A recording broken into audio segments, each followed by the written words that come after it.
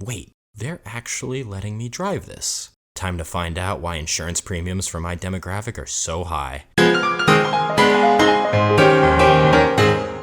The E-Class is a car that's driven by middle-aged insurance actuaries, the type that likes to give you their advice but are really just talking up themselves by talking down to you. Son, do you know why I drive an E-Class? Because you couldn't afford an S-Class? This, however, is not just an E-Class. It's an Aufrecht, Melcher and Großaspach. Meaning it's been modified and souped up, turning it into a German Mustang that's driven by 20-year-old crypto trolls. This is where the fun begins.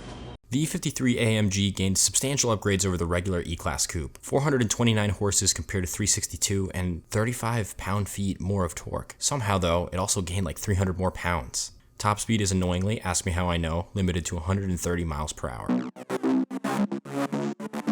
This generation of E-Class is fine. I won't lie, the design is definitely appealing with creases and body lines in the right place and an S-Class looking rear end. My issue is just how showy it is. Old Mercedes design was showy, but it was also dignified. This car just screams, look at me, I'm better than you, with its million AMG badges and stupid light up logo.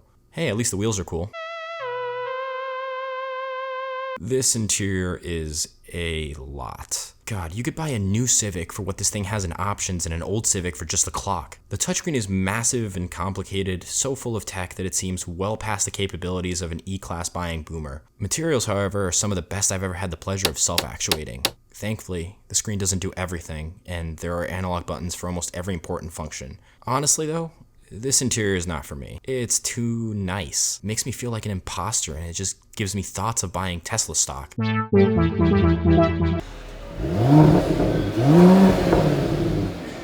It's a rocket, hitting the speed limiter faster than you can even realize. It's made for wide open, straight roads where you could put it in sport, downshift to 3, and hammer it. 4.2 to 60 is more than fast enough to leave you smiling even as the officer puts you in the back seat. Handling, however, it's a bit less fun. It's a big car, and while the electronic steering definitely helps you and makes you feel lighter, it just isn't as enjoyable as a lighter car would be.